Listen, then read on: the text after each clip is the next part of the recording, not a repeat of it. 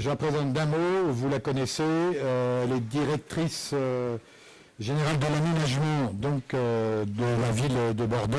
Donc vous avez compris, ça va nous conduire à parler de Michel Courajou, s'occupant des berges, je crois, depuis 1940, mais vous allez en parler mieux que moi. Et puis en 2013, un travail sur Codéran. Au passage, Alain Juppé était là au moment du Grand Prix d'urbanisme 2003, et il y a un texte d'Alain Juppé sur Michel Courajou que je ne vais pas citer maintenant, c'est vous qui êtes invité. Merci. Merci. Bonjour, merci de m'avoir invité. Je suis contente qu'il y ait eu une pause, parce que c'est quand même très difficile de parler après Alexandre Chemetov de Michel Courajou devant Claire Courajou. Donc je vais... Ah, vous n'entendez rien ? Pas de micro. Bon, alors tant pis, vous n'aurez pas entendu mon introduction, mais je ne vais pas répéter que c'est difficile de parler derrière Alexandre Chemetov. Donc vous avez compris que je suis l'intrus de la journée, puisque je représente la maîtrise d'ouvrage public et que j'ai avec le domaine du paysage des relations très lointaines, les seuls, le médiateur ayant été Michel Courajou. Donc on m'a demandé un titre, puisqu'il fallait un titre à cette causerie, donc comme je n'ai pas beaucoup d'imagination, j'ai dit Michel Courajou, faire avec. Puis finalement, quand j'écoute tout ce qui a été dit ce matin, je pense que mon titre était très bien. Puis je me suis demandé faire avec, comment j'allais pouvoir développer ça. Et il y a 3 sujets qui me paraissent importants. Faire avec, c'est la première partie, c'est faire avec les paysagistes. Alors, Bordeaux a peut-être une place particulière en ce sens que depuis 20 ans, finalement, on fait autant confiance aux paysagistes qu'aux urbanistes, qu'on fait peut-être travailler encore plus les paysagistes que les urbanistes. C'est peut-être... C'est moi qui ai fait ça, c'est peut-être une particularité de Bordeaux. Faire avec, c'est aussi faire avec ce qui est déjà là, que ce soit le bâti, le paysage ou les hommes. Et puis à la fin, mais j'essaierai de ne pas être ému du tout, c'est faire avec Michel Courajou, parce que travailler 15 ans avec Michel Courajou, c'est finalement formidable, mais c'est pas tous les jours aussi facile que ça. Non mais... Alors, faire avec les paysagistes. En 80, bon, vous savez tous, je ne vais pas vous raconter l'histoire du concours des quais ni des quais de Bordeaux, parce que ça a été beaucoup publié. Je pense que vous, normalement, si vous êtes en paysage, vous devez connaître l'histoire des quais. Ce que je veux simplement dire, c'est que ce concours, on met 1 an à le préparer, et pour Alain Juppé, transformer le statut du fleuve, c'était ça son grand projet pour Bordeaux. Mais à aucun moment on avait imaginé qu'un paysagiste pouvait répondre à cette commande. Donc on lance un concours, il y a 5 réponses, les jurys étaient anonymes, il n'y avait plus de jury, il n'y avait plus d'oral au jury, donc on voit arriver des maquettes, très belles maquettes, toutes très magnifiques maquettes, et puis une maquette qui était moins belle que les autres.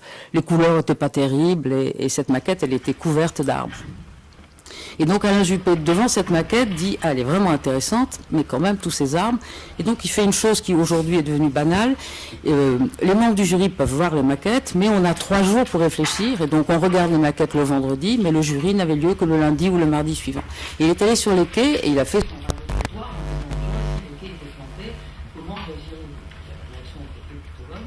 Et évidemment, cette maquette qui n'était pas très belle, a donc remporté les suffrages du jury. Nous avons presque oublié d'ouvrir les plis, parce qu'en fait, dans la tête d'Alain Juppé, le nom du gagnant, c'était pas tellement important pour lui. Ce qui était important pour lui, c'était qu'il ait un beau projet. Alors, Alexandre est là, mais il le sait très bien. Tout le monde pensait que c'était le projet d'Alexandre Chemetov. Et quand on a ouvert les plis, on a dit qui est, on a dit Michel Courajou. Et là, je suis ennuyée parce que je suis filmée et enregistrée, mais Michel Courajou, les gens du jury, la communauté urbaine, ils ne savaient pas qui c'était. Et donc on a annoncé qu'un paysagiste avait remporté le concours des quais. Et après, c'est une petite histoire bordelaise, même si on ne l'a pas dit dans la presse, un certain nombre de gens ont commencé à dire mais comment Alain Juppé peut-il commencer en donnant le plus grand de ses projets à un paysagiste et pas à un urbaniste. Il faut savoir que dans les années préalables, Dominique Perrault avait fait une étude sur les quais, une étude, on va dire, davantage dans une tradition urbaine qu'avec l'idée du paysage et de la Garonne comme monument principal.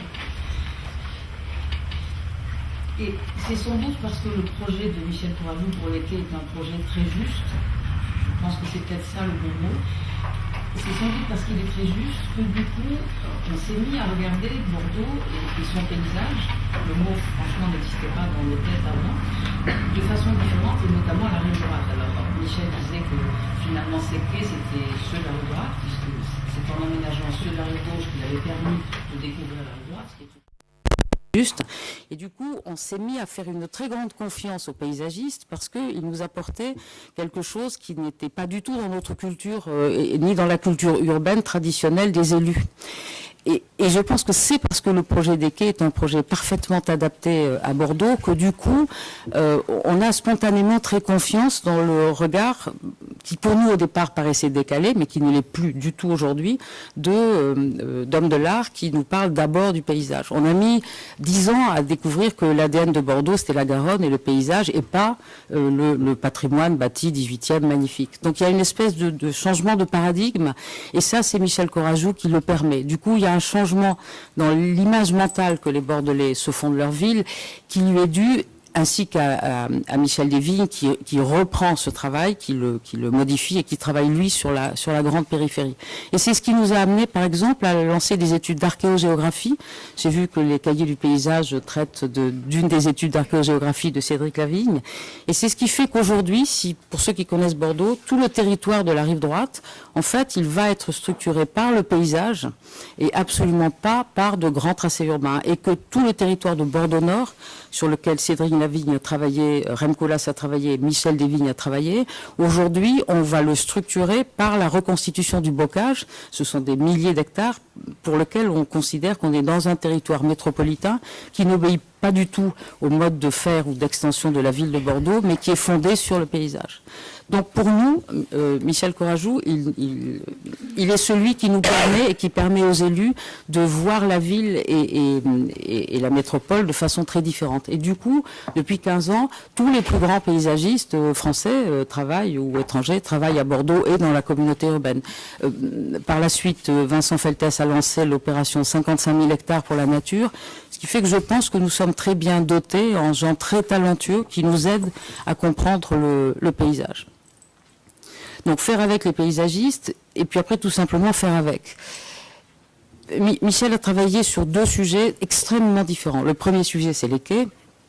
Et les quais, vous avez tous lu son texte magnifique sur l'ombre et la lumière, où en fait il dit moi j'ai rien fait, j'ai travaillé mezzo voce sur les quais, la beauté était déjà là et c'est Tourny le grand homme, moi je n'ai fait qu'apporter du confort. Alors il n'a pas fait tout à fait qu'apporter du confort, il a fait une chose qui était exceptionnelle quand on connaît la difficulté de faire changer la courbe d'un tramway. Hein, il a dit la courbe du tramway qui était déjà dessinée, je vais faire en sorte qu'elle soit modifiée pour apporter plus de confort d'usage à la partie qui est située entre la façade des quais et la partie circulée, ce qu'il appelait d'ailleurs l'espace à vivre. Et ce qu'il a obtenu, c'est que la ville, elle est descendue vers les quais. Au lieu de parler en termes de programme sur les quais, il a parlé en termes d'usage, en croisant simplement des lanières et des séquences. Des lanières qui sont une piste cyclable, 2 pistes cyclables, une piste piétonne, et puis des séquences qui sont les séquences de vie et qui sont toujours en correspondance avec les quartiers qui sont derrière. Donc, peut-être qu'il est le premier qui parle en termes d'usage, et c'est quelque chose qui a perduré à Bordeaux. On a ce réflexe-là. On a le réflexe, évidemment, maintenant tout à fait naturel, mais tout le monde y a contribué, que c'est le site qui fait le projet, et maintenant on dit que c'est le projet qui fait la règle. Hein, donc on a complètement inversé la trilogie habituelle. Mais le fait de faire avec ce qui est déjà là, c'est une chose qui est importante pour nous, et nous disons toujours que la connaissance est plus importante que la communication, et nous sommes très attentifs à Bordeaux et dans la métropole à nous appuyer sur des choses qui sont objectives et qui sont scientifiquement exactes. C'est d'ailleurs quelque chose dont Michel parlait beaucoup en disant, moi au début j'ai cru à la table rase, et plus je vieillis et plus je m'aperçois que finalement le présent et le futur sont contenus dans le passé.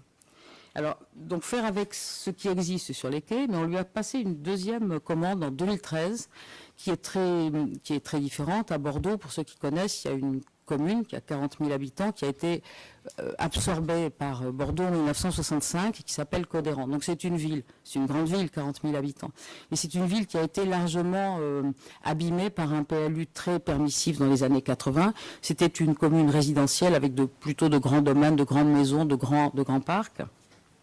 Et on a vu grimper sur ces grandes parcelles de grandes chandelles qui ont largement détruit un habitat qui était principalement pavillonnaire.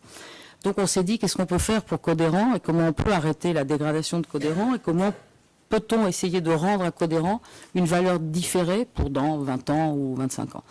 Donc on a fait le tour des gens qu'on connaît en se disant non, ils ne pourront rien, pas d'argent public évidemment, pas d'argent public et pas d'équipement public réellement à fabriquer.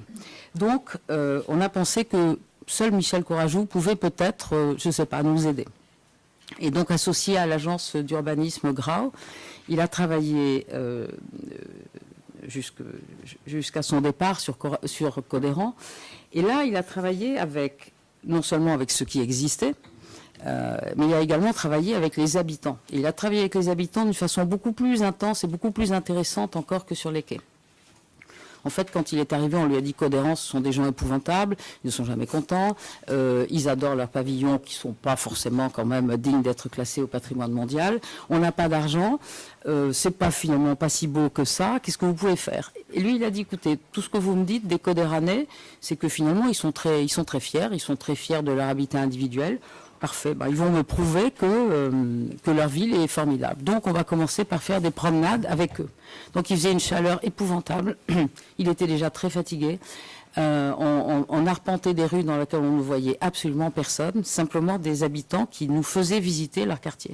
Et il s'est passé quelque chose d'extraordinaire. Bon, d'abord, évidemment, premier contact, Monsieur Courajou, faites chez nous aussi bien que ce que vous avez fait sur les quais, ce qui était un peu paniquant parce que on n'était pas du tout dans des sujets de même nature. Et il a réussi à faire en sorte que les habitants, faisant visiter leur quartier, finissaient par dire d'accord, nos clôtures, elles ne sont pas terribles. D'accord, nos jardins, finalement, les beaux jardins, ce sont les grands arbres qu'on retrouve dans les parcelles d'habitat collectif et pas forcément nos jardins de curé qui sont finalement pas si bien que ça. Et donc, il a réussi à instaurer avec les habitants de Codéran une relation très chaleureuse et très durable parce que les habitants de Codéran en parlent toujours. Le dernier rendez-vous avec eux était le 11 octobre où on avait piétonnisé une rue. Son idée, c'était de dire, je vois Codéran, il y a plein de rues. Ces rues, elles ne servent pas à grand-chose. Donc, première idée, on pourrait faire quand même des voies qui permettraient de traverser plus rapidement Codéran. Puis au bout d'un moment, il s'est dit, mais c'est idiot, finalement. Les gens trouvent que ces rues très peu fréquentées, c'est très bien, on va les garder. Les gens trouvent que leurs maisons sont très belles, elles ne sont pas terribles, on va les conserver. Et les gens trouvent que les clôtures sont minables, c'est simple, on va les planter. Donc, il est arrivé à un degré de simplicité extraordinaire dans la réponse. On avait même ri le 11 octobre, je ne sais pas si Claire s'en souvient, il nous a expliqué que finalement, les balcons fleuris, c'était parfait. Et qu'au fond, autrefois, on faisait des concours de balcons fleuris dans les villes. Peut-être qu'à Codéran, il fallait relancer un concours de balcons fleuris. Mais il ajoutait que ça lui était complètement égal d'être taxé de ringard sur ces questions-là et que finalement l'opinion des habitants de Codéran était bien plus importante que ce que lui pouvait arriver en plaquant comme idée préconçue. Et il n'y a que lui qui pouvait se permettre de parler des balcons fleuris. Je pense que personne d'autre en France ne pourrait oser faire une chose pareille.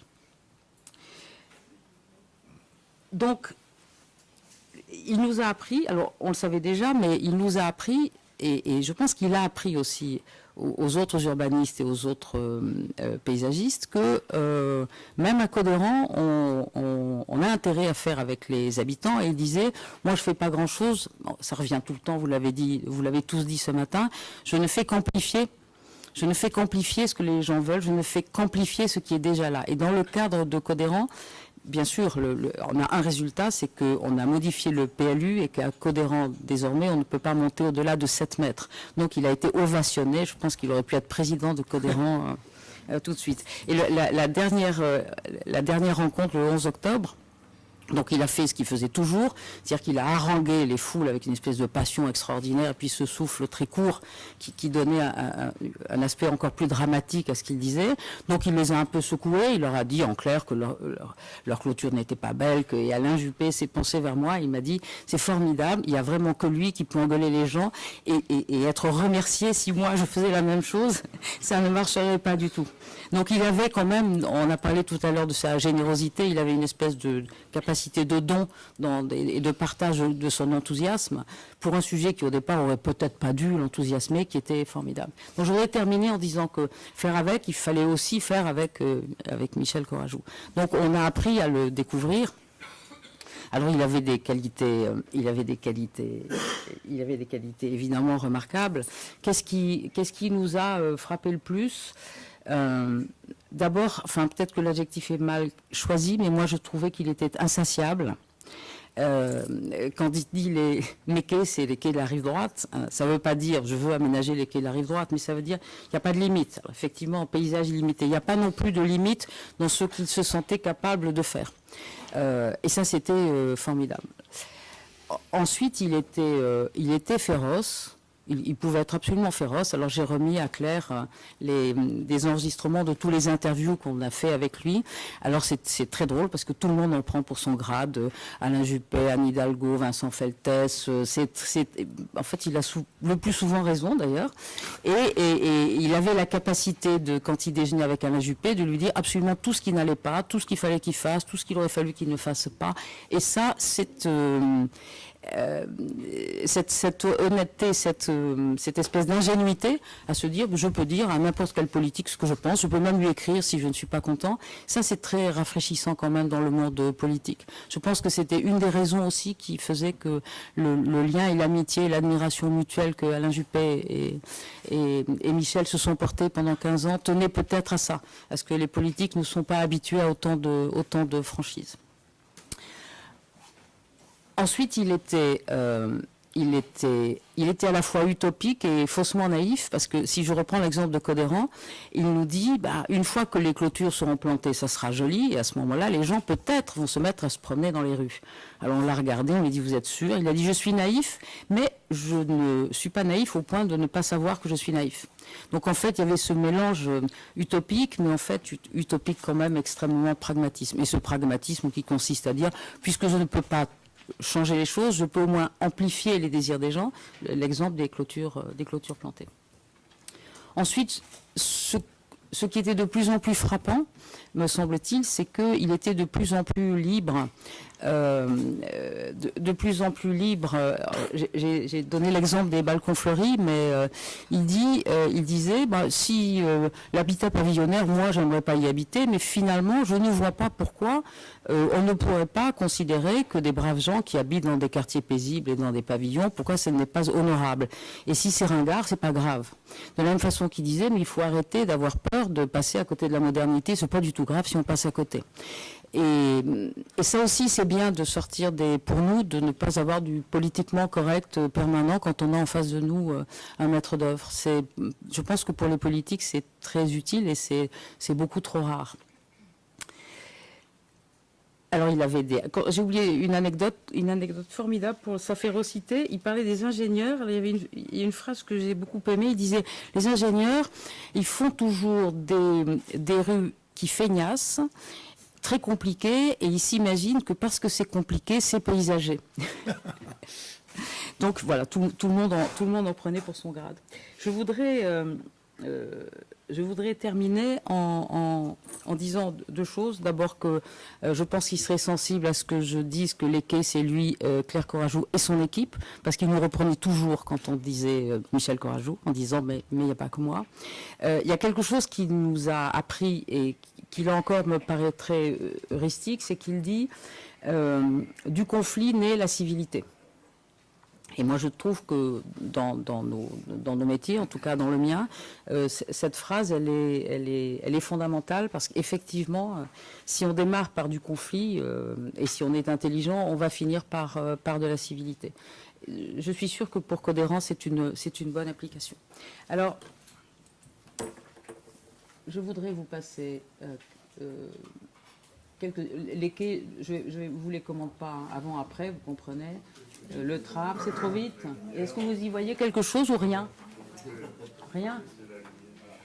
Voilà. Alors attendez, je vais revenir en arrière. Alors ça, c'est pour ceux qui ne connaîtraient pas Bordeaux. Alors, ils sont tous invités à venir. Avant, après, avant, avec le croiseur Colbert. Après, c'est donc la piste cyclable et la promenade piétonne au bord de l'eau. Avant, vous voyez que les voitures passent à 50 cm des trottoirs. Après, vous voyez le grand espace à vivre. Évidemment, la photo n'est pas prise du bon point de vue, mais il y a des trottoirs extrêmement généreux. Le dessous du pont de Pierre, il avait hésité à faire un Bordeaux-plage et à laisser la marée monter et descendre. À Bordeaux, il y a un marnage de 6 mètres. En cassant tout ça, et puis, bon, je dois dire qu'on n'a pas osé. Mais peut-être qu'on a eu tort. Donc le dessous du pont de Pierre aujourd'hui, évidemment, alors je voudrais m'arrêter sur le miroir d'eau. Le miroir d'eau, il est devenu célèbre dans le monde entier. Il a été imité dans le monde entier, mais toujours mal imité, pour une raison simple, c'est que les proportions ne sont jamais bonnes, alors que les proportions du miroir d'eau à Bordeaux sont proprement admirables. Ce que je voudrais dire sur le miroir d'eau, c'est que, j'en ai parlé avec Alexandre Chemetov à plusieurs reprises, c'est que, et je pense que c'est le plus beau compliment qu'on puisse lui faire, mis à part le fait que c'est une œuvre d'art en fait, c'est que sur le miroir d'eau, les comportements sont des comportements de théâtre, c'est-à-dire que les personnes qui sont sur le miroir d'eau, que ce soit des enfants, des adultes, des étrangers, des touristes, tout d'un coup on a l'impression qu'ils sont acteurs de leur propre biographie et que souvent ils ont des comportements assez théâtraux. Vous avez un front scené magnifique avec la place de la Bourse à l'arrière-plan, vous avez la Garonne devant, et je vais vous montrer des photos, ce ne sont pas des montages, hein. Bon, ça c'est le miroir d'eau avec le brouillard, bon évidemment. Cette photo, tout le monde la connaît.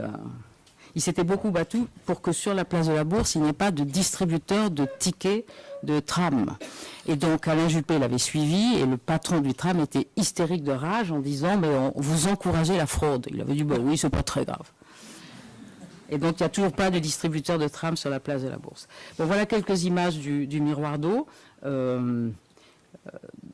Bon, cette attitude-là, elle est magnifique, elle est extrêmement théâtrale. Évidemment, la déclaration d'amour, on l'a montrée partout, mais on est passé, il y avait un garçon qui faisait agenouiller, qui faisait une déclaration d'amour, les genoux dans l'eau. Voilà, des gens qui dansent, des gens qui font de la gymnastique. Bon, et puis évidemment, l'espèce de grande pataugeoire que le miroir d'eau est devenu.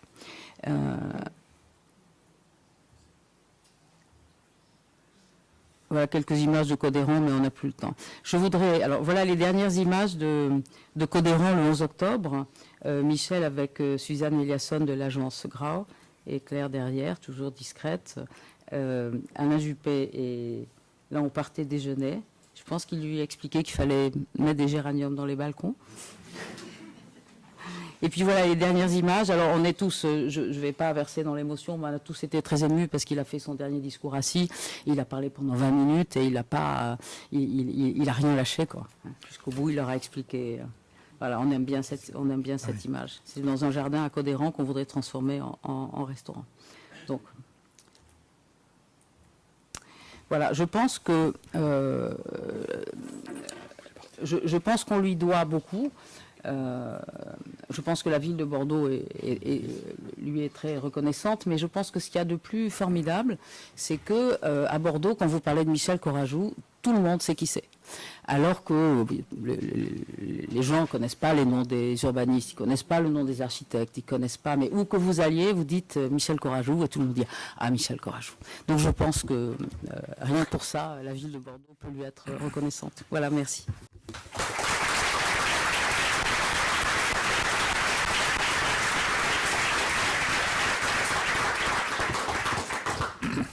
Merci à vous. On dispose de peu de temps parce que Madame Michel Laricha doit prendre un taxi. On va prendre les questions tout de suite, s'il y en a. On m'a demandé de demander que vous présentiez, que vous vous leviez pour des histoires de technique. Sans micro, mais debout. Debout. Pour la caméra. Arnaud, professeur à l'École normale supérieure de Lyon. Vous avez évoqué 2 fois la question des balcons fleuris. Et il me revient un café géographique avec Philippe Descola sur le thème de la nature, après qu'il ait publié son livre Entre nature et culture. Et je lui avais dit, il traite beaucoup de l'Amazonie, des Indiens, des aborigènes en Australie, des grands espaces, et puis des peuples premiers ou en voie de disparition. Et je lui avais dit, et la nature en ville, ça apparaît jamais dans votre livre. Il m'avait dit, les histoires de géranium sur un balcon, ça n'a aucun intérêt. Et je pense au contraire, mais je suis tout à fait d'accord avec la pensée de Michel Courageux, ce que vous dites, qu'à travers les balcons fleuris, les haies, la façon de peindre ces volets, tout le monde est paysagiste. Et est-ce que c'était un peu ça la philosophie dans laquelle il arrivait? Oui, c'est exactement ça. C'est-à-dire qu'en fait, ça n'avait pas d'intérêt pour lui, en fait. Mais en même temps, c'était une réponse possible. Je ne sais pas si je vais réussir à exprimer les choses. De toute façon, c'est perdu. C'est perdu. Donc, perdu pour perdu, autant faire en sorte que les habitants se mettent à prendre soin de leur patrimoine. Parce qu'il avait ajouté, il avait dit, écoutez, aujourd'hui, d'abord, il y a des promoteurs qui construisent des immeubles avec des jardinières qui ne remplissent jamais de terre. Donc c'est épouvantable.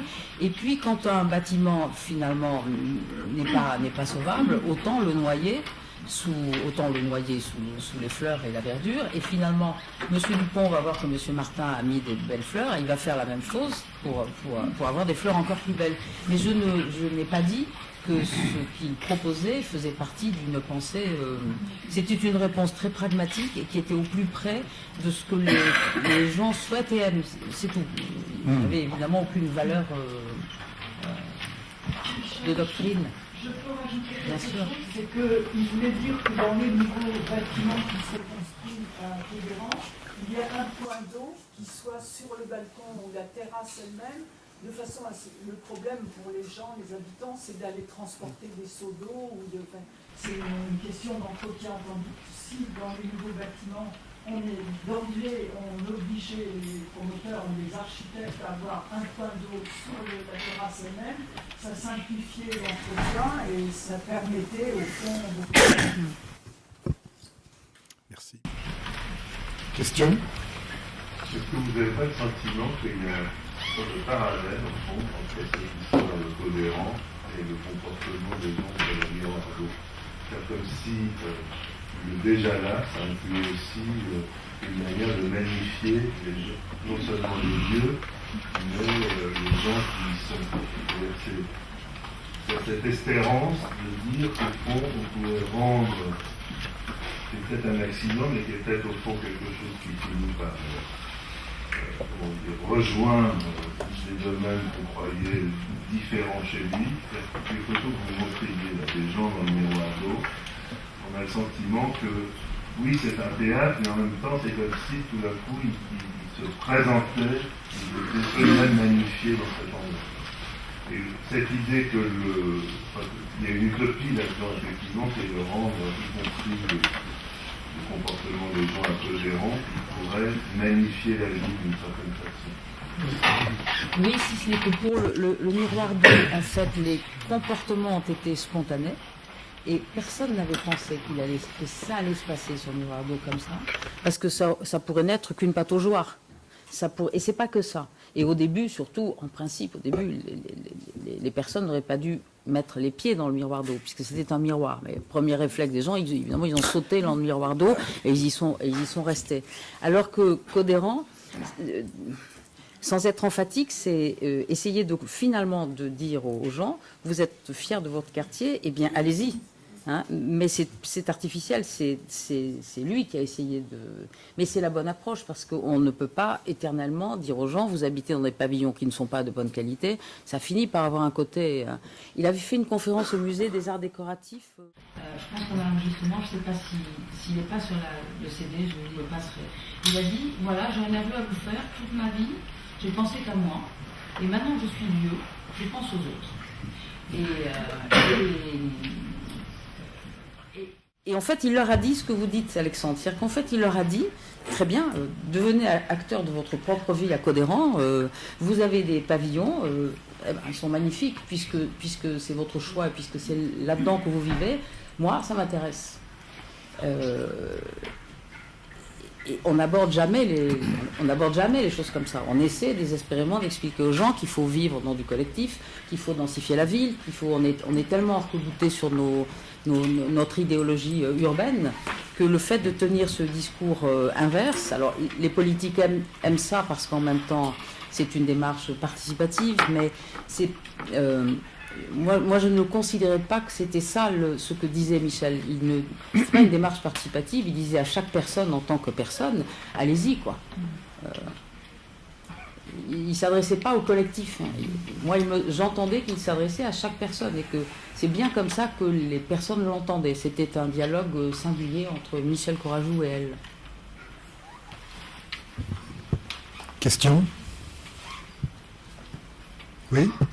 Présentez-vous, s'il vous plaît. Isabelle Chaume, paysagiste des PLG. J'aurais aimé savoir, en fait, Michel Courajou, quand il vous a présenté le miroir d'eau, comment est-ce qu'il a pu argumenter ou vous convaincre, vous, élus, mais également aussi les habitants, par rapport justement à cette présence de l'eau dans l'espace public, qui est trop souvent perçue comme une problématique ou comme un danger, en fait. Alors, il a raconté des tas de fois. Il a raconté que il a replanté les quais pour en se demandant quelle réponse il allait pouvoir apporter, et puis qu'il y avait une flaque d'eau et qu'il a vu la place de la Bourse se refléter dans la flaque, et qu'il s'est dit mais finalement la beauté elle est là. Qu'est-ce que je peux faire de mieux que ce palais de la Bourse? Et du coup, l'idée du miroir est apparue. Alors le brouillard, lui, c'est très différent. C'est qu'un jour, nous allons à Lyon avec Michel Courajou et Alain Juppé voir le parc de Gerland. Il faisait 30 degrés, il faisait une chaleur épouvantable. Et Michel nous dit, vous avez chaud, mais vous allez voir, il y a du brouillard dans le parc. Et alors, il n'y avait pas de vent, donc le brouillard était très très dense. Et donc Alain Juppé a dit, mais je veux ça à Bordeaux. On va se toucher dans le brouillard. Sauf qu'à Bordeaux, il y a toujours du vent, donc en fait le brouillard s'envole toujours. Et c'est comme ça que le brouillard est arrivé, parce qu'il n'était pas prévu dans le premier projet. Mais ce qui n'était pas prévu non plus, c'est cette appropriation, bon le mot est un peu galvaudé, mais la façon dont les gens... il y a eu une réflexion qu'on avait trouvée très émouvante. On travaillait avec les habitants de la rive droite et on essayait de voir avec eux ce dont ils avaient envie et qui pourrait être très important pour eux. Et il y a 20 ans, les gens disaient on veut une crèche, on veut une école, on veut un centre culturel, on veut un centre social. Et là, il y a une dame qui dit on voudrait une pépite, on voudrait un miroir d'eau, quoi. Mais bon, on est bien conscient que jamais on pourra avoir un miroir d'eau. Mais donc la référence, c'est plus l'équipement de proximité, c'est le miroir d'eau. Voilà, ce qui est le plus désirable à Bordeaux, c'est le miroir d'eau.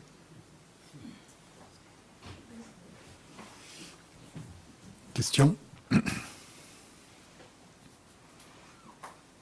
Moi j'aurais une question, parce que dans les textes qu'il écrit sur Bordeaux, sur les quais, il y a tout le côté eau, mais il y a le côté lumière. Et vous auriez pu peut-être en dire un peu plus, en tout cas pour sur ce qu'il essayait de faire sur la lumière.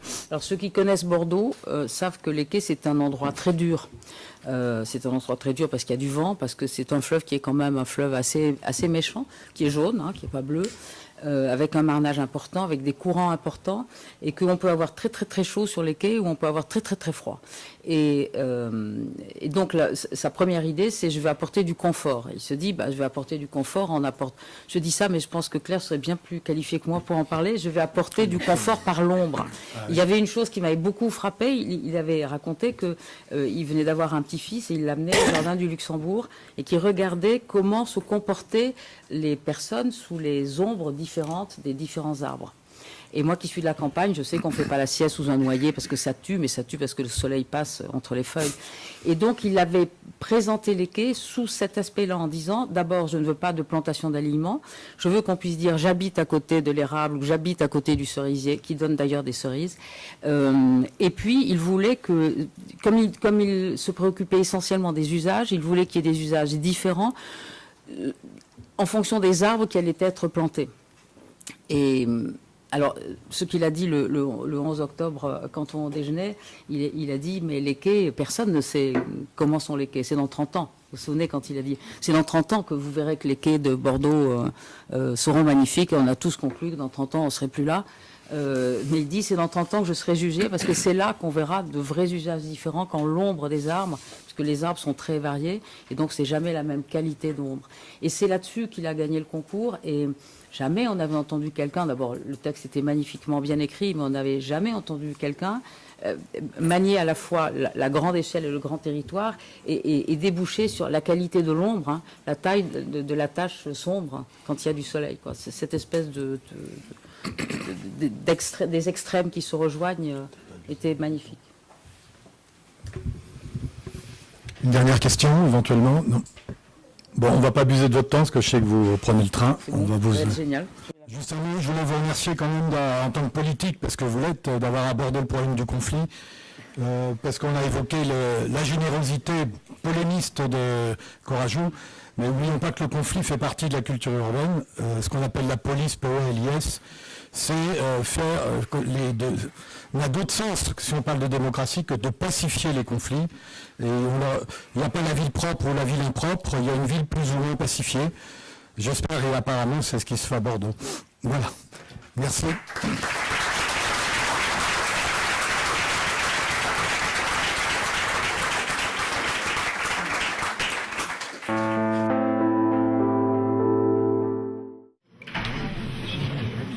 Je recommande que tout le monde le connaît ici. Là aussi, je ne vais pas perdre trop de temps en faisant. Vous avez enseigné ici, vous avez enseigné à Sciences Po, mais je vous dis, là, aménagement.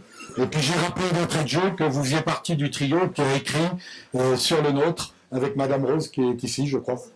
Voilà. Et donc c'était un... Il y a peut-être... Rosé. Ah, excusez-moi, madame. Voilà, enfin, c'est pour rappeler que c'était un travail collectif à laquelle avait participé Jacques Collomb, qui intervient sur la limite, mais à partir aussi d'une autre notion, celle d'épaisseur. Quand il veut. Effectivement, c'est difficile de... Non, parce que moi, j'ai eu... Enfin, c'est effectivement une très grande émotion de parler de Michel, que je connais en gros depuis 68, où je l'ai rencontré pour la première fois dans une discussion aux arts décoratifs, où il était revenu pour parler des mouvements. Effectivement, il était revenu un peu comme militant politique non aligné, où il a pris la parole. Il est rentré effectivement pour la première fois pour moi dans une conversation qui était en route. À l'époque, on rentrait facilement dans les conversations, sans se préoccuper trop, effectivement, avec une impertinence qui était un des mots qui l'intéressait le plus. Il ne se trouvait pas assez impertinent, en fait, en permanence. Il est rentré dans cette conversation, de laquelle il s'est fait virer en moins de 5 minutes, par quelqu'un d'autre qui prenait sa place dans une conversation à suivre avec la même impertinence. Donc, c'est le moment. Alors, il faut comprendre qu'effectivement, moi je crois pour voir la position et l'importance qu'a eu Michel dans la question du paysage à cheval sur ces 2 siècles, il faut comprendre ce qui se passe à la fin des années 60, où on en est déjà un peu de la question du paysage. On pourrait prendre comme exemple déjà la manière dont il est enseigné. Finalement, qu'est-ce que c'est où on forme en termes de paysage? On forme à l'École nationale supérieure d'horticulture. Le paysage est une section de l'école d'horticulture, donc c'est assez différent. Ça veut dire que l'emprise générale qui est en place, c'est celle de la plante. Le paysagiste, c'est celui qui fait des parcs et des jardins, principalement. Avec une... Ça marche? Bon.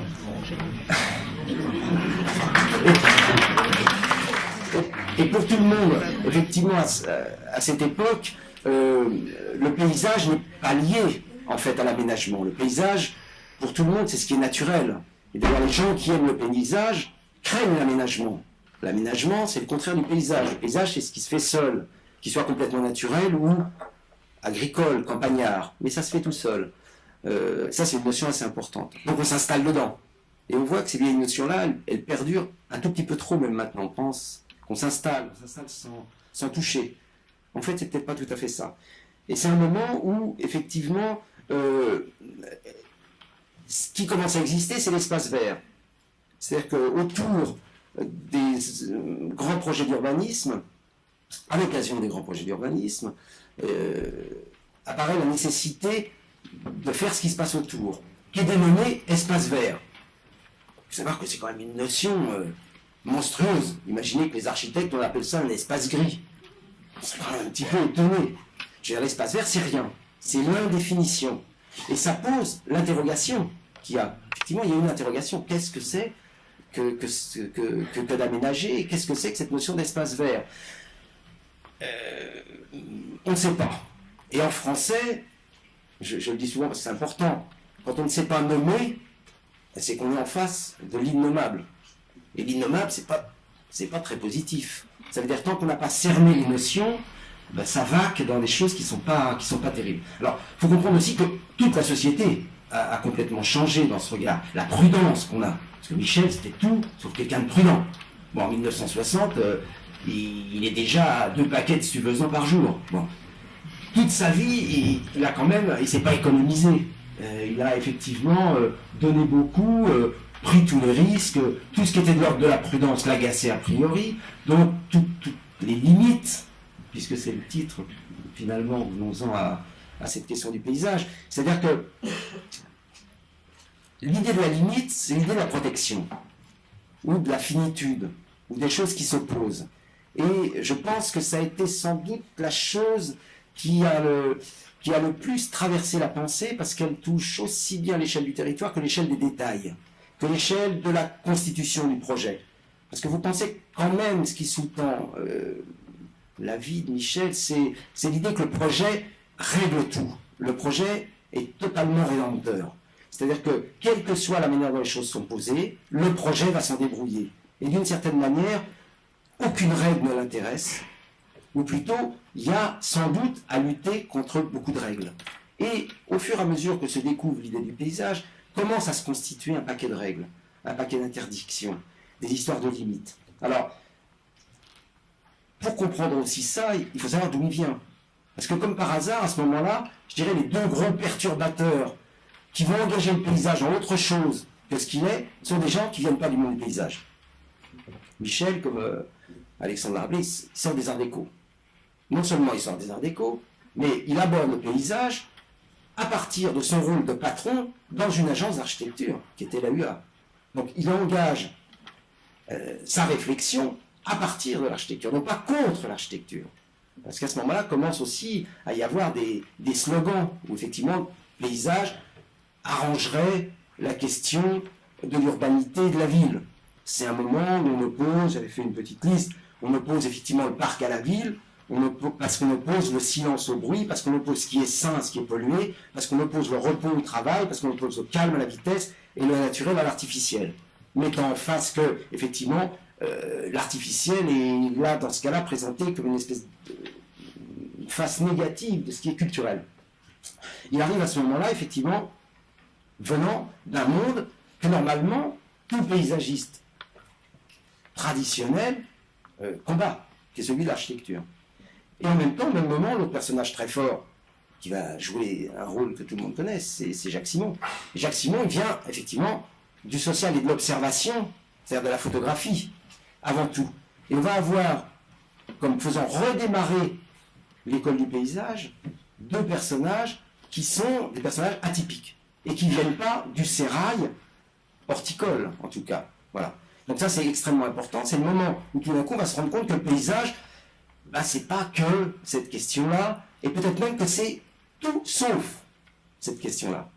Parce qu'à partir du moment où on va vouloir dépasser les limites, alors on s'oppose à la première définition de base de ce qu'est un jardin, c'est-à-dire le yard, un truc enfermé. Si c'est ça le jardin, alors en tout cas, c'est pas ça le paysage. Et donc finalement, d'une certaine manière, le paysage devra se faire contre les vieilles idées qui jusqu'à présent l'ont enfermé. Et c'est là que la notion de point de vue, qui est pour moi extrêmement importante, va se superposer à ces idées de limite. C'est-à-dire qu'on ne va pas être en train de se battre, à savoir l'un contre l'autre, qui étaient les premiers slogans, parce que les slogans du début des années 70, c'est du gazon, pas de béton. C'est quand même d'une idiotie absolue comme slogan. D'accord, ça n'a pas... Voilà. Et moi, j'ai eu sur des chantiers, à Maison-Alfort, je faisais des aménagements de berges, et il y avait des péniches, et ils avaient mis des grandes pancartes, parce qu'ils n'étaient pas d'accord avec le projet, ils mettaient dessus « Je vous ai apporté du béton parce que les fleurs, c'est périssable. » Bon. En plus que c'était exactement l'inverse qui était en train de se passer, puisqu'ils avaient un quai entièrement bétonné d'un bout à l'autre. Mais on voit que l'idée même de l'aménagement était une idée anti-confort, liée à la dureté, voilà, liée à l'image que tout le monde se faisait de la ville. À partir du moment où on ne prend plus comme ça, les choses se superposent. Et on décide qu'il n'y a pas un territoire pour l'habitat, il n'y a pas un territoire pour la ville de fonctionnement, et puis il y aurait un territoire du paysage lui-même, qui serait séparé. Cette notion-là, Michel l'a toujours combattue, et c'est vrai qu'il nous a engagés là-dedans. Parce que si Alexandre dit finalement Michel n'a pas eu d'élève, moi en fait d'une certaine manière je me considère plutôt comme son fils, quoi. Disons que c'est mon troisième père. J'en ai eu un premier qui est celui qui m'a fait, j'en ai eu un second qui était Bernard Rousseau dont parlait Alexandre, qui a été aussi un peu le père de Michel, mais qui a été aussi un peu le mien, puis peut-être un petit peu celui d'Alexandre aussi. C'est des gens qui baignaient effectivement dans le projet, qui nous ont constitué complètement. Donc moi je me sens effectivement engagé dans ce travail sur l'intériorisation des questions de limite. C'est-à-dire que tout d'un coup, si on prend simplement l'idée qu'il y a un regard, il n'y a plus de territoire, donc en fait, ça dépend d'où on le regarde. Et Michel a passé son temps à raconter d'où il voyait les choses. Mais on peut aussi bien regarder un bâtiment, on peut aussi bien regarder des voies de circulation, on peut aussi bien regarder la campagne, on peut aussi bien regarder des côtes naturelles, enfin tout ça n'est pas problématique. Et sans doute, un architecte peut aussi regarder la même campagne. Je veux dire, il n'y a pas, et puis un urbaniste va le faire, il n'y a pas de limite. Un ingénieur peut aussi avoir ça. Et c'est la superposition de ces regards, de ces points de vue, puisque finalement, un point de vue, il y a ce double sens. D'un point de vue, il y a le fait d'où on regarde et ce qu'on regarde, et ça veut dire aussi en français avoir un avis sûr. J'ai un point de vue sur la question. Un point de vue sur la question, il n'implique pas que le regard, il implique un mode de réflexion. Toutes ces choses-là se superposent, et à partir de ce moment-là, on fait un travail, je dirais, intelligent. Et dans tous les projets qu'il a fait, dans certains, comme le parc du Saussec, qu'on a fait un peu ensemble, pas mal ensemble, la formalisation même de ce qui était mis en place racontait cette idée pour que les limites ne glissent pas. Alors, évidemment, ce que ça implique, c'est que quand on coupe les territoires et qu'on estime qu'il n'y a pas de limite, on rompt des règles qui sont des règles administratives, on rompt des règles professionnelles, c'est-à-dire qu'il n'y a pas quelqu'un qui a ce terrain-là, puis l'autre, il a le terrain qui est à côté. On va entremêler tout ça, d'ailleurs dans l'espoir qu'on ne voit même pas ces limites, parce que le meilleur projet, c'est le projet dont on ne voit pas les limites. Autrement, c'est un espèce d'objet isolé qui va faire plutôt une perturbation à l'intérieur de l'urbanisme, qui va être plutôt problématique, et presque quelquefois, plus il est luxueux, plus il est redéfini, plus il est problématique, parce que finalement, il montre que l'ensemble ne va pas bien, puisqu'à cet endroit-là, ça va tellement bien. Donc d'une certaine manière, c'est ça le regard de ce qui passe. Il y a une grande continuité, une grande transversalité là-dedans. Et puis là, ça a rompu aussi les territoires politiques et administratifs. Bien entendu, quand on fait un projet, on est... je ne sais pas comment le dire d'une manière très simple, mais ça veut dire que tous les zonages qui ont été un des principes du mouvement moderne sont un peu attaqués. C'est-à-dire qu'effectivement, on va regarder de tout partout. En même temps, on est en train de se rendre compte, et ça c'est aussi par rapport au mouvement moderne quelque chose d'assez important, c'est pas parce qu'on ne touche pas aux choses directement qu'elles ne sont pas touchées. Je sais pas, je ferai allusion par exemple à n'importe quel des bâtiments de Le Corbusier qui pensait qu'en mettant un bâtiment sur les pilotis, ça allait laisser courir le paysage dessous. On sait bien que c'est pas vrai. C'est-à-dire qu'effectivement, il y a une tension qui fait qu'il faut prendre en compte ça. Et effectivement, ce qui a démarré dans les années 60, c'est ce que n'avait pas démarré le mouvement moderne en termes de réflexion. Il y avait une réflexion sur l'installation dans le site, donc un côté que je juge assez passéiste, de dire le paysage se fait tout seul, on s'en occupe pas, mais on n'y touche pas, et ne pas se rendre compte qu'effectivement le voisinage allait être suffisant pour qu'il y ait besoin d'y toucher, et que pour l'entretenir, il allait falloir le toucher. C'est une réflexion que je mettrais en relation avec les questions maintenant de l'écologie. L'approche écologique est une approche écologique pas très intelligente. Heureusement, il y a des écologistes qui ne pensent pas comme ce que je vais vous raconter. Mais c'est de dire, si on ne touche pas, c'est bien.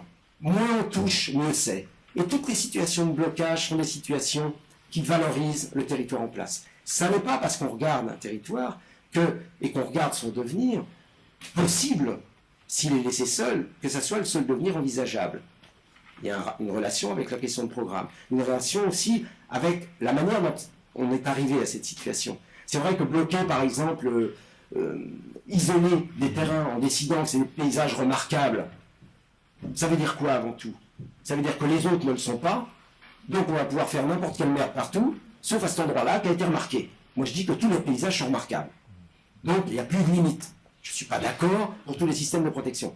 On voit bien qu'on n'en est pas tout à fait là encore aujourd'hui. C'est pas facile de faire passer cette notion. Parce que je crois qu'effectivement, y compris faire des protections sur les côtes, bah, c'est une ânerie. C'est simplement admettre qu'on ne sait pas faire le projet. Je reviens sur cette idée, parce qu'effectivement, ça c'est vraiment pas rajouté à lancer cette dynamique. On doit pouvoir intervenir partout. Mais comme ça a été fait tout le temps, je sais pas, je crois que je vous ai mis une image là, qui est assez intéressante. Voilà. C'est dégueulasse de construire un pont à travers d'une rivière. Voilà. Évidemment, vous ne pouvez pas penser comme ça. Qu'est-ce que ça veut dire? Ça veut dire que tout est possible. Et que sans doute, cette vallée est plus intéressante après cette intervention, qui est violente. Ce n'est pas une intervention qui se camoufle. Il ne s'est pas caché dans le site. Hein. Malgré tout le monde se déplace pour le voir, et pour la première fois, va voir cette vallée grâce à cet ouvrage. C'est comme ça qu'aujourd'hui, je pense qu'il faut effectivement penser l'architecture, et c'est sur cette voie que Michel nous a engagés. Donc je pense que ça c'est très important. Le deuxième, qu'on verra aussi si on s'engage dans cette relation à l'écologie, et qui est aussi dictée par cette direction, c'est le fait que si on abandonne les choses, je pense par exemple à la constitution des SNIEF, on observe que les choses sont extrêmement patrimoniales en termes de vie, tout simplement. On parle des plantes, la faune, la flore, tout ça. Bon. Donc on fait une SNIEF, zone d'intérêt national, faunistique, floristique, enfin. Et si on l'isole, ce qui est le cas, pour qu'elle fonctionne, elle est isolée. Et qu'on la laisse toute seule, on pourrait imaginer que ça va bien se passer. Non, ça ne se passe pas très bien. Ça monte en qualité, et puis après ça redescend. Ça peut être aussi quelque chose qui a été fait sur des erreurs d'appréciation ou sur de violents projets. Et malgré tout, se retrouver. C'est-à-dire qu'il n'y a pas coupure. Voilà. Et il n'y a pas non plus ni limite d'intérêt, ni limite dans l'intervention. J'ai quelques images d'une opération qu'on a fait, qui est à Bois d'Arcy, qui montre un petit peu. Ça, c'est une photo de l'équipement traitant un bassin de retenue des eaux. Bon. C'est en 99, cette photo. On voit bien avec quelles précautions travaillent tous ces engins. Tout ça a été, toutes les terres ont été à la fin totalement mélangées. Le projet est momentanément abandonné parce qu'il n'avance pas tout de suite. Et puis on rattaque ce projet 10 ans, 11 ans plus tard.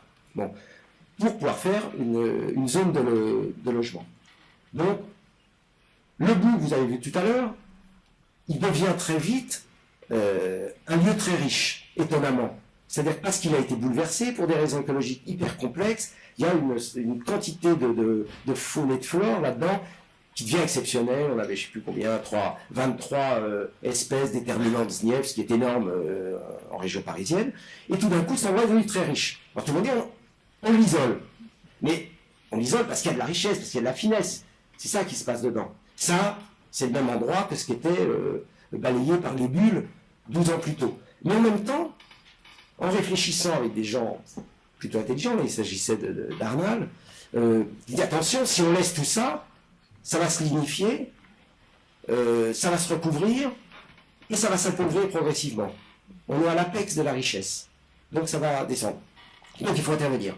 On se rend compte encore là que revient la notion de projet, c'est-à-dire que même pour faire des choses qui sont d'un ordre, qui se reconstituent un peu naturellement, on est obligé d'intervenir, c'est-à-dire qu'on va corriger ce qui est en train de se faire pour en accélérer le processus d'enrichissement et pour faire qu'il soit acceptable tout de suite. Bien sûr, à terme, on aurait pu imaginer qu'une SNIEF isolée, dans 5 ou 600 ans, elle aura retrouvé son équilibre. Mais c'est quelque chose d'inenvisageable. Donc on est en train, par le projet, d'accélérer et de faire que les choses se fassent. C'est un peu ça, aussi, la question du paysage. Alors, ça veut dire que l'avenir de la culture, ça devient la nature. On est en train d'inverser les situations. Et qu'effectivement, on sait qu'il n'y a pas de limite à l'intervention possible. Finalement, ce site totalement matraqué par une administration qui était très peu soucieuse, qui n'avait pas en objectif en fait de réfléchir sur le site, fabrique néanmoins quelque chose d'intéressant qui est récupérable. Donc ça veut dire que tout est possible. Tout est possible. Ça veut dire qu'on peut supprimer les lieux de protection s'ils sont finalement et finement, si les projets sont finement conçus. Voilà à peu près l'essentiel que je voulais dire sur cette question d'Isola. Sur la question de la limite en elle-même, on sait que la périphérie des choses n'est pas forcément la meilleure manière de gérer leur existence. Beaucoup de choses, l'essentiel du paysage et de la force se trouve en limite, ce qui est contraire aussi à toutes les limites administratives de gestion. Évidemment, quand on aménage un bord de rivière, le principal paysage, c'est l'autre, de l'autre côté. Donc imaginez qu'effectivement se lancent des opérations où un côté est pris, parce que c'est une commune, et puis la limite de commune, elle est dans l'axe de la rivière, et puis l'autre côté, c'est autre chose, va être une manière extrêmement difficile de travailler. Là-dessus, le paysage interroge vraiment les limites. Mais là, il interroge les limites de pouvoir, les limites de décision, les limites administratives, la limite de la maîtrise d'ouvrage, c'est-à-dire comment s'organise une vraie gestion du paysage. Et ça, dans cette notion de paysage illimité, c'est ça qui est compris dedans, cette notion que Michel a beaucoup recherchée. Et il a amené à une espèce de conclusion, et je dirais que c'est assez intéressant de voir que finalement, on pourrait imaginer qu'elle est presque banale, mais les choses banales, il faut les dire quand même. C'est qu'effectivement, le lieu le plus fort du paysage, c'est toutes les articulations. Qu'est-ce que c'est l'articulation ? C'est, je sais pas, une berge dans une rivière. C'est la limite entre l'eau et la terre. Ça va être un bord de mer. Effectivement, c'est un paysage en soi. On sait bien que l'intervention ne se fera jamais sur l'ensemble de ce paysage. D'un côté, il y a la mer ou l'océan, puis de l'autre côté, il y a un territoire. Et donc, il faut admettre aussi l'idée, en même temps, et c'est pour ça qu'il parlait de modestie. Il parlait de modestie parce qu'on ne travaille jamais sur l'essentiel. L'essentiel, effectivement, est là, et on l'accompagne délicatement. C'est vrai qu'aménager un bord de mer, il ne faut pas imaginer que c'est nous quand on fait le paysage. Quand on aménage le paysage, c'est la mer, et puis l'eau, si il n'y avait plus d'eau, ça n'aurait plus de sens. Tout est là quand on arrive.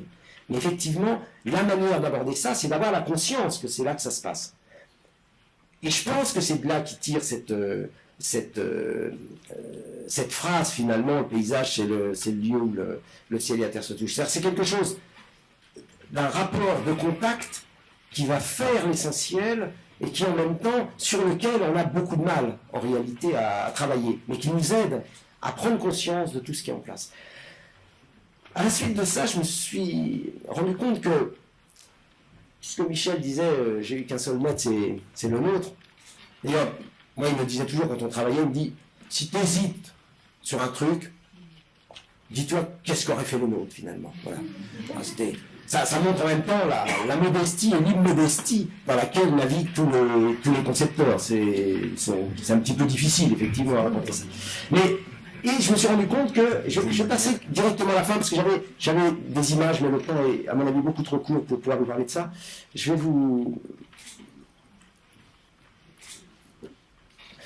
vais passer directement à la manière dont a été traitée cette question des limites sur le parc du Saussay.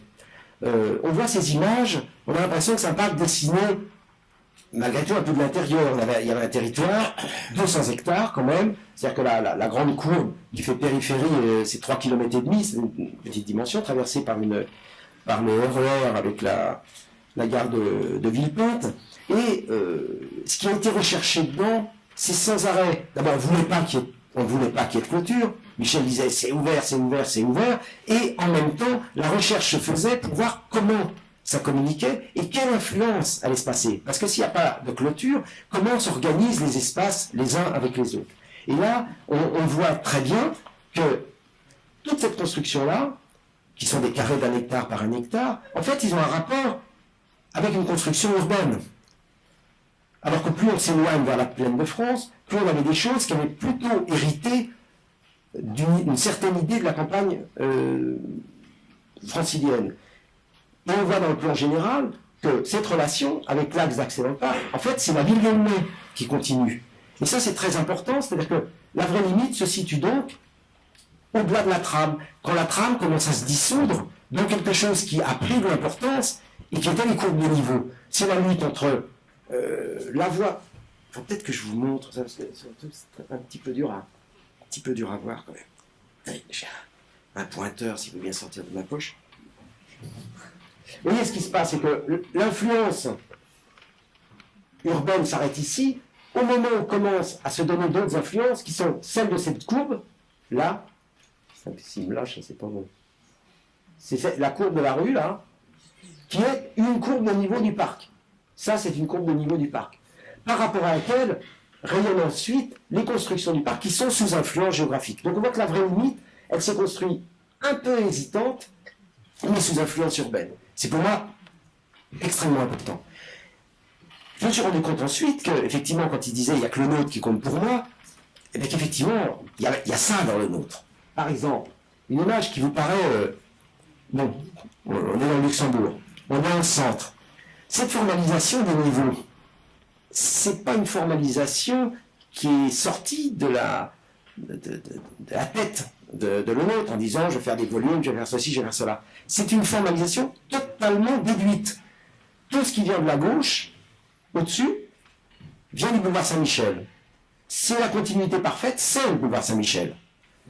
Tout ce qui est au milieu vient du Sénat. C'est le plan du Sénat qui continue jusqu'au bout. Et O2, lui, il règle cette relation-là. Donc la vraie limite qui s'est installée là-dedans, c'est une limite de jardin qui est en bas, c'est-à-dire que c'est une partie, on peut dire jardinée, avec des massifs et des choses comme ça, et la partie qui est en haut est au contraire une partie urbaine, oui, vraiment urbaine. Et évidemment avec la volonté qu'il n'y ait pas de limite, même s'il y a une grille. Parce qu'en réalité, vous voyez, à l'intérieur de la grille et à l'extérieur de la grille, c'est pareil. Voilà.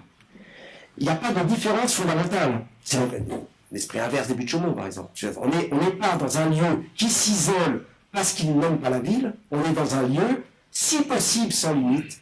La grille n'étant qu'une régulation du passage des gens. Voilà le type de démarche dans lesquelles a pu rentrer, et m'a fait rentrer Michel tout au long des années de longues années de communication, parce que moi je n'ai pas dit à l'entrée, j'ai enseigné dans cette école de 77 à 97, donc 20 ans ensemble. Voilà. Merci.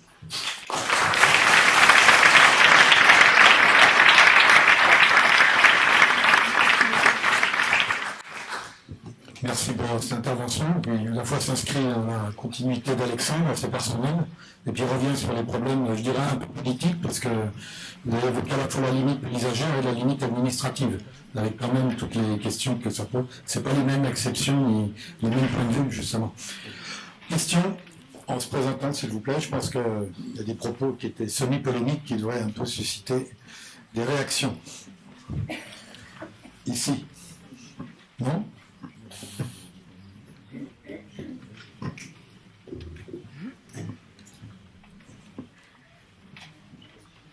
Comment on la fin?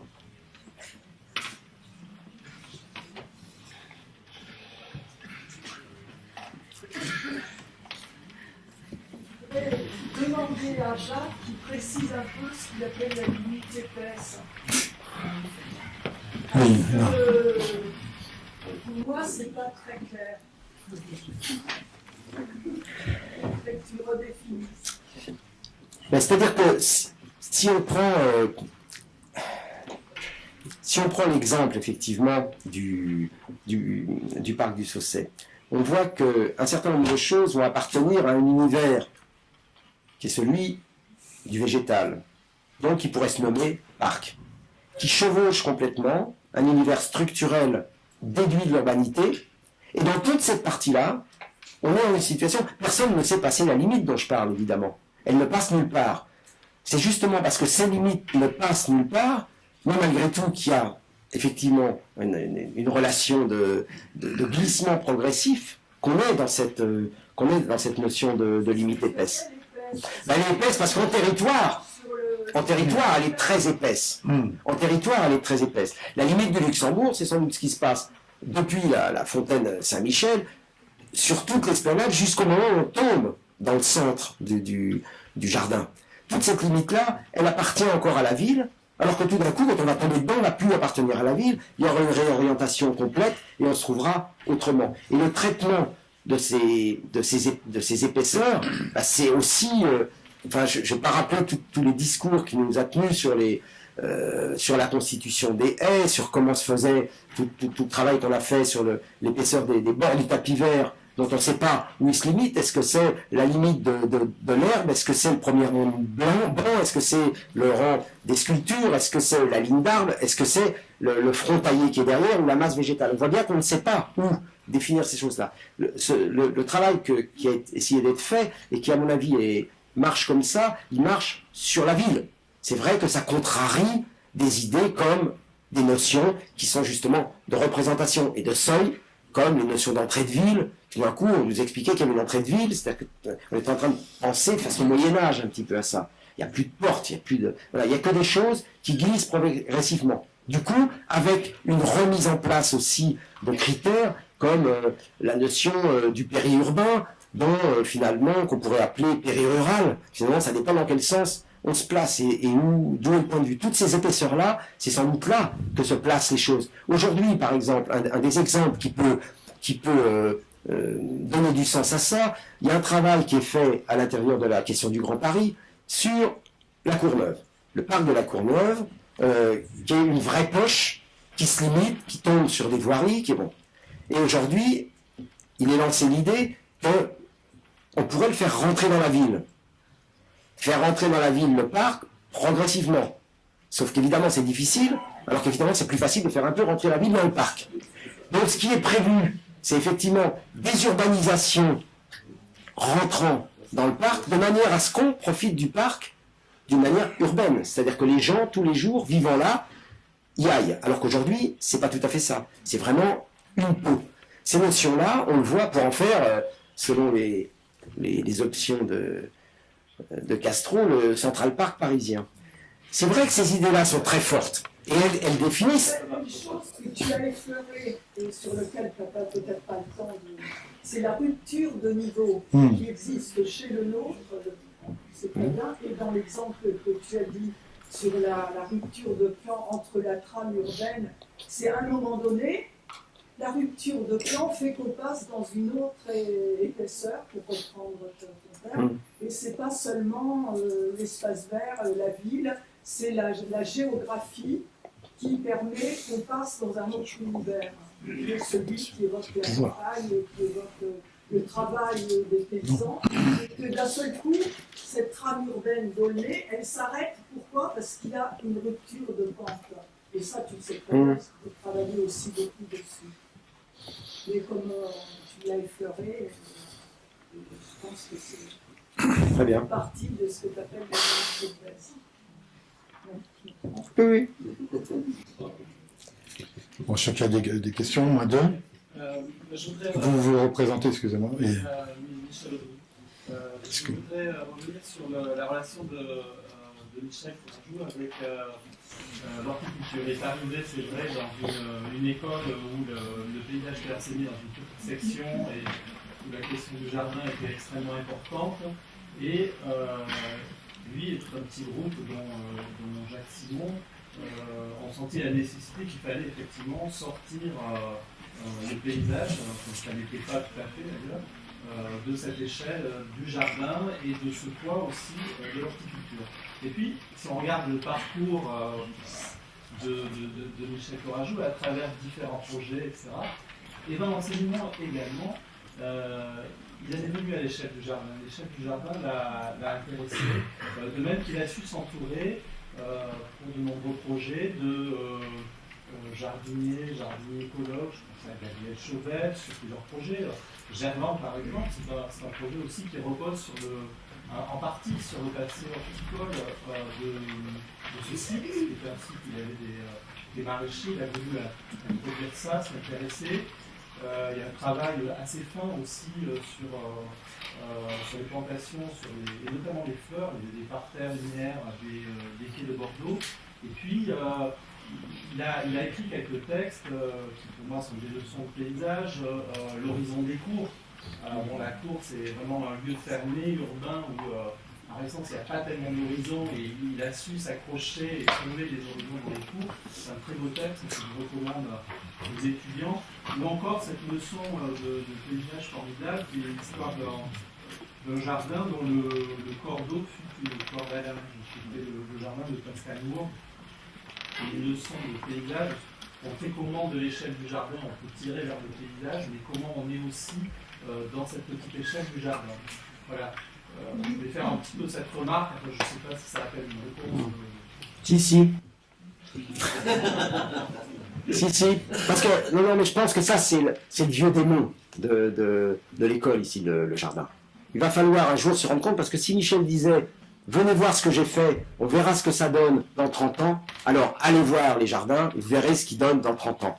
Je pense que tout simplement, toutes les plantes peuvent être changées.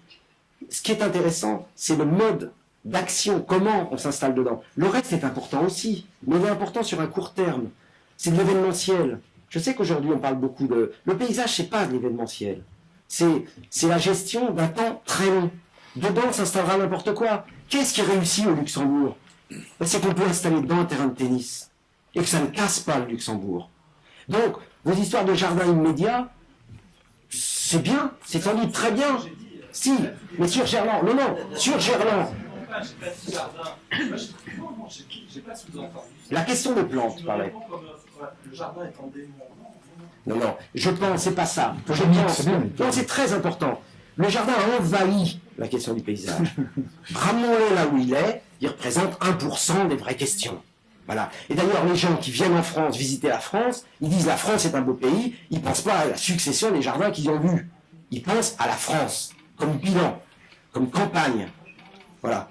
Et c'est hélas la grosse difficulté, puisque notre ministère de tutelle, qui est le ministère de l'Agriculture, puisque l'école a été créée par Chirac en 1976, quand même, il faut le rappeler, quand il était ministre de l'Agriculture, et le ministère de l'Agriculture ne s'intéresse pas du tout au paysage. Et il nous renvoie sur des lieux particuliers. Le jardin est un lieu particulier, tant mieux, on y met les paysagistes. C'est comme les maisons closes. Le paysage, il y a des lieux pour ça. Michel, moi Il y a plus de maisons closes. Michel, il a bien compris que le jardin, c'était une façon, il le dit d'ailleurs dans sa leçon, dans Pascal Mourgue, c'est aussi une façon pour entrer, pour faire du paysage. Et je pense qu'à Codéran, par exemple, ce qu'expliquait l'élu tout à l'heure, c'est ça aussi, quand il dit on va relancer les concours de balcons fleuris, etc. C'est pas le balcon en soi qui est intéressant, mais c'est le fait que les gens, à travers une activité qui est la leur, une pratique du territoire qui est la leur, c'est-à-dire le jardin, s'intéressent au fond à leur quartier, à un ensemble qui est plus large et qui nous intéresse évidemment davantage. J'aurais aimé que tu dises un mot d'une approche qui me paraît extrêmement particulière à propos de l'étude sur le jardin de Versailles que vous avez fait, Michel, Marie-Hélène et toi. C'est l'approche expérimentale. C'est-à-dire cette idée qui rejoint un peu le texte sur la Cordaloche, c'est cette nécessité de mesurer les choses pour les comprendre. C'est une approche tout à fait singulière et qui, à mon avis, place une partie de ce que tu dis du côté d'une expérimentation. C'est-à-dire le besoin de manipuler les lieux pour les comprendre. et je trouve que, parce que c'est très singulier cette approche historique, qui pour une fois est une approche expérimentale. Je veux dire, d'habitude, ça ne procède pas de ce genre de ce genre d'approche, quoi. Et là, il y a quelque chose de très singulier dont je voudrais que tu dises un mot, parce que j'ai l'impression qu'en faisant ça, vous avez... C'est une étude qui mériterait d'ailleurs d'être remontrée ou montrée, parce qu'elle est restée d'une diffusion extrêmement confidentielle, quoi. Et elle est tout à fait singulière, c'est-à-dire j'en connais pas d'autres comme ça. Et je pense qu'elle rejoint une partie de ce que tu dis sur... justement sur le caractère expérimental du tracé, du relevé, enfin de tout ce qu'on... et qui du coup remonte à une tradition très, très ancienne des traités de paysage, y compris au XIXe siècle, où on raconte comment il faut d'abord relever le terrain et comment on dessine sur le terrain relevé, quoi. Cette espèce Édouard André commence comme ça, raconte même quel type d'encre il faut utiliser pour faire le relevé du site et quel type d'encre il faut utiliser pour faire le tracé, et c'est bien la superposition des deux qui est en question. Et ce qui est très singulier dans l'étude que vous avez faite, c'est ce caractère-là. Et je trouve que ça recoupe une partie de ce que tu disais sur les projets, et que je trouve extrêmement intéressant, et parce que en même temps, bizarrement, ça introduit une filiation, une relation avec l'histoire de l'horticulture ou du paysage tel qu'il était enseigné dans cette école. Enfin, il y a parce que les cours de l'école d'horticulture, il y avait des cours de tracé, de nivellement, de dynamique des fluides, etc., qui finalement recoupent une partie de cette connaissance-là, quoi. Donc c'est plus ambigu, quoi. C'est pas ça. Bon, je voulais pas reparler de ce travail le nôtre, puisqu'on a eu l'occasion déjà de s'en expliquer beaucoup, mais il faut effectivement savoir que c'est né d'une absence. C'est-à-dire que tout d'un coup, on s'intéressait tellement pas au site qu'en 1979 ou 18, il n'y avait pas de relevé du jardin. C'est-à-dire que jamais aucun géomètre n'avait mis les pieds dans Versailles pour savoir quelle taille ça faisait, où c'était, où étaient les choses, s'en foutait complètement.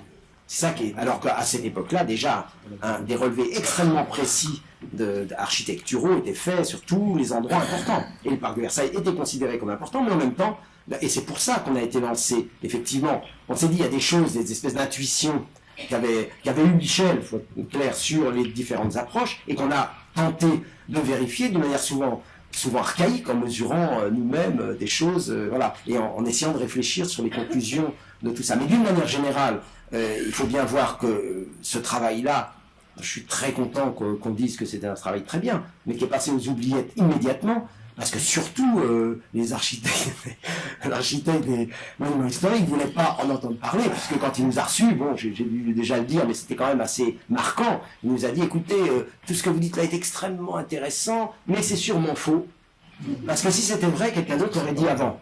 Donc on était quand même dans une situation d'un refus indiscutable, et cette étude a été nulle part, et c'était quand même 1 an et demi de boulot, fait avec soin, avec plein de pistes, avec beaucoup de choses liées effectivement aux constructions. C'est vrai que tu parlais de la corde à linge, là, on a beaucoup travaillé sur la question du cordeau, puisque tout le nombre d'or est basé sur le cordeau, donc ça permettait de comprendre à l'envers les choses, et de relire autrement, effectivement, le jardin, en le comprenant dans sa diagonale. C'est des choses extrêmement, extrêmement importantes, mais voilà, je pense que l'expérimentation, pour Michel, c'était l'idée même du projet. Il pensait que comprendre un site, c'était à la limite comprendre sa destruction. C'est-à-dire quand tu rentres dans un site, tu casses un truc, tu te dis il est toujours là, t'en casses un autre, il est encore là le site, tu casses jusqu'à temps de se dire mais dans le fond qu'est-ce qui est important? Si en supprimant ça, je parle d'une manière même théorique, on dit voilà, tel endroit on trouve ça fantastique. Si on enlève ce bout, c'est encore fantastique? bah, c'est encore pas mal. On enlève un autre bout, et puis au bout d'un moment, il y a quelque chose qui s'est... Et finalement, c'est une manière de savoir ce qui peut être essentiel là-dedans. Et c'est une manière aussi d'apprendre à travailler, donc une vraie leçon pragmatique de travail sur le projet. Quand vous dessinez en fait quelque chose, plus vous êtes mauvais, plus vous mettez de choses dedans, en général. Mais savoir en mettre très peu est extrêmement difficile. Donc en fait, on commence par en mettre beaucoup, et puis au fur et à mesure qu'on va savoir, on va en mettre très peu. Finalement, c'est comme dans les arts martiaux. J'ai fait 10 ans d'aïkido, où j'ai appris un peu qu'au début, on se débat terriblement, on fait 1000 mouvements, et on le voit d'ailleurs, les gens les plus forts, c'est ceux, quand on prend les photos des combats, c'est ceux qui sont nets. Les autres, ils sont flous, ils bougent tout le temps. Ils font trop. Mais pour apprendre à savoir quel est le bon moment, quelle est la bonne distance à prendre, je fais cette comparative avec les arts martiaux parce que le projet est un combat. C'est la bonne distance. Il ne suffit pas de taper fort. Faut que ça touche. Et dans le paysage, il y a eu cette chose-là. Et tout ce travail de fond sur ce que devait être éclairé par les questions de l'écologie, qui sont, quand on agit sur un coin, ça agit aussi sur l'autre, et sur la question qui, à mon avis, est très éclairante, sur laquelle il faudrait rentrer, qui est celle du land art. Parce que le land art nous a montré qu'il n'y avait pas besoin de toucher à tout pour que ça marche. C'est-à-dire qu'une petite intervention dans un coin permet de voir le reste. Voilà. Donc tout ça est très lié. Mais le projet comme mode de révélation, si vous voulez comprendre la montagne, il faut essayer de passer une autoroute dedans. On comprend tout de suite tout ce qu'il y a. Voilà. C'est en continuité, je crois. Vous voulez après, monsieur, excusez-moi. Charles. Oui, Charles Dard. Tout le monde aura compris, y compris les étudiants, à quel point ton sens de la provocation est un atout pédagogique énorme. Moi, tu m'as donné envie de faire ce métier, donc je le remercierai toujours. Mais surtout, j'apprécie le sens pédagogique. Et ça me fait penser, évidemment, tu as l'expérience d'avoir enseigné ici très longtemps avec Michel, et je sais que ce que tu dis sur l'ouverture, je me disais à l'instant, finalement, dans les impératifs de Michel, il y en a un qui était de dire qu'il faut savoir défendre son projet. Et comme je vois que tu es un non-repenti éternel, et tu resteras ça sans doute, je me dis que tu es probablement la meilleure incarnation de cette idée qu'il faut savoir défendre son projet. Le temps passe, les choses changent, mais il y avait un autre impératif qui était que il disait il faut savoir ouvrir son projet. On pourrait croire exactement l'inverse, et il n'était pas dénué de contradiction, au contraire, comme tu dis, le projet sort du combat, mais il sort aussi de la contradiction.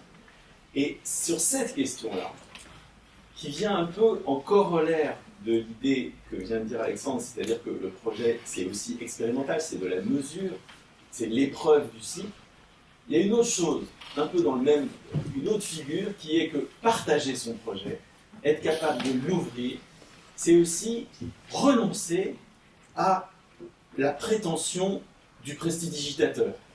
C'est-à-dire que la mesure de la qualité de mon projet va être, enfin, sa qualité va être mesurée à l'aune de ce que vous ne pouvez rien y comprendre. Vous ne deviniez pas ce qui allait arriver, et puis crac, ça sort. Vous nous avez montré comment la décortication du processus de projet, comment vous pouviez, comment ça, c'était pas incompatible avec son perfectionnement. Et qu'au contraire, il fallait pouvoir perfectionner son projet en comprenant comment il fonctionne.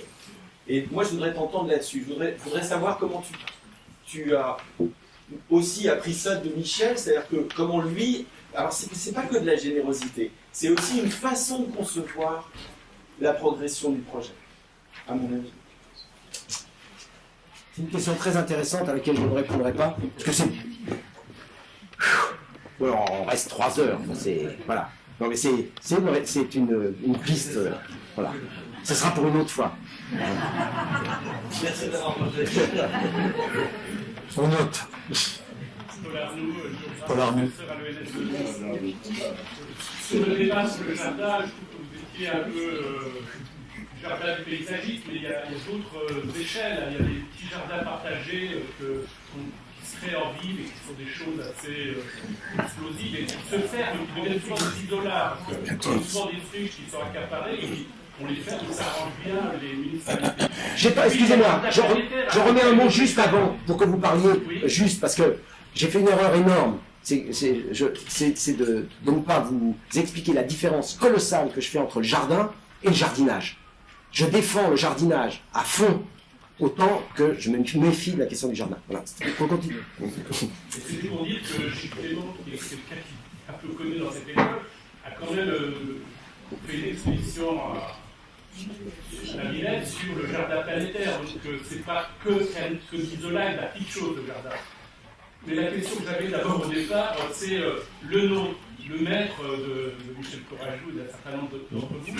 C'est ses œuvres, ou bien ses écrits, ou bien un mix des deux. Quand vous allez, comme l'âme va à la poignée, est-ce que vous allez regarder des œuvres, ou bien vous lisez des textes, ou bien vous faites un peu les deux? Jacques vous a répondu, puisqu'il a dit justement, dans cette étude sur le parc de Versailles, avec Marie-Hélène, lui et Michel, ils sont allés avec des ficelles mesurées à genoux. C'est bien du nombre d'or. Donc c'est pas des textes, ils ont pendant un an mesuré à genoux. Je veux dire, c'est une vraie mesure de l'espace. Non, c'est vrai que je peux dire que, honnêtement, pour travailler sainement sur l'héritage de formalisation, puisque le fond de la recherche, c'était comment on imagine que quelque chose qu'on voit, où tout est neuf, quasiment rien n'est d'époque, c'est encore le parc de Versailles. Comment s'est fait l'héritage de concepteurs successifs en concepteurs successifs, puisque finalement, aucune des végétations qui sont là ne sont d'époque, elles ont toutes été replantées au moins 2 fois, que énormément d'objets se sont baladés partout. On se dit finalement, c'est quoi Versailles?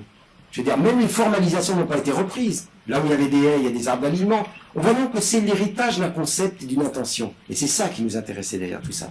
Quant à la question, je réponds quand même brièvement sur la question du jardin planétaire, c'est tout simplement un abus de langage.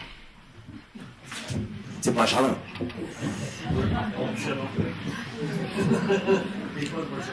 Bien, je crois qu'il va bien. Je me permettrai juste une remarque sur ce que je trouve, on n'aura pas trop l'occasion. C'était l'occasion avec Mme la Richardot de travailler quand même sur les limites paysagères avec tout ce qui a été dit, outrepasser la ligne, et les limites administratives, qui sont celles du pouvoir d'État, pouvoir commun. Et moi, par exemple, je ne suis pas du tout convaincu par ce qui a été montré du jardin de Luxembourg, mais je ne suis pas compétent. Parce que Mme Corajou a posé la question de l'épaisseur. Là, on dit une espèce de... Je ne connais pas l'histoire du jardin, mais l'histoire du jardin, elle ne tient pas qu'à l'eau, que je sache. On a quand même en bas les jardins du Sénat qui étaient fermés jusqu'à peu de temps, dans l'histoire, et qui étaient des jardins du pouvoir, qui étaient des jardins fermés. Et au-dessus, on a l'allée qui arrive de voir ce jardin. Et la dénivellation, je suis désolé, c'est pas une épaisseur. Pour moi, c'est une rupture. Donc là, on a une rupture. Non, mais c'est ma position personnelle. Vous avez raison. Et je finis. Et je reviens à Versailles. Vous avez fait une lecture, moi je trouve très intéressante, que j'ai évoquée dans le jeu exprès. Vous nous montrez qu'il y a un Le Nôtre qui fait un programme d'État.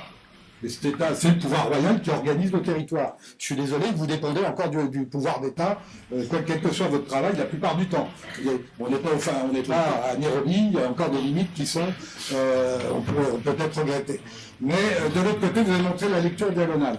Je voudrais simplement évoquer ici, parce que c'est une chose qui m'intéresse, vous avez des recherches faites de manière très intéressante sur l'haussmannisme aujourd'hui, qui montre que Haussmann était très impressionné par justement le parc et tout le programme royal de Versailles. Et on dit qu'il a essayé de faire Versailles dans Paris.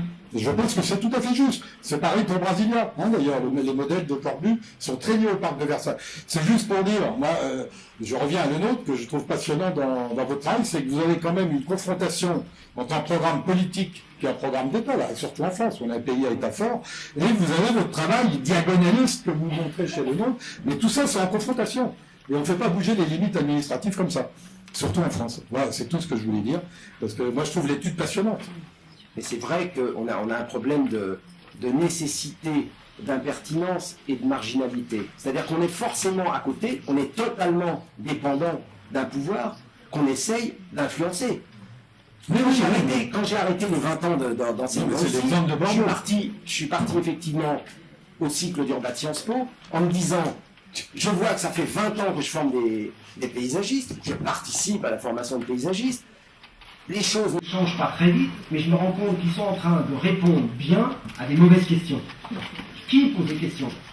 Les maîtres d'ouvrage. Donc je suis allé au cycle d'Urbat Sciences Po 10 ans pour me dire, là au moins, tous les ans, j'éclaire, parce que c'était de la sensibilisation, des gens qui vont se trouver du côté de la maîtrise d'ouvrage à amener des projets différents. Par exemple, je ne serais plus d'accord, vous avez raison. Il y a deux solutions. Hein. On enseigne à l'ENA ou on supprime l'ENA. On peut parler de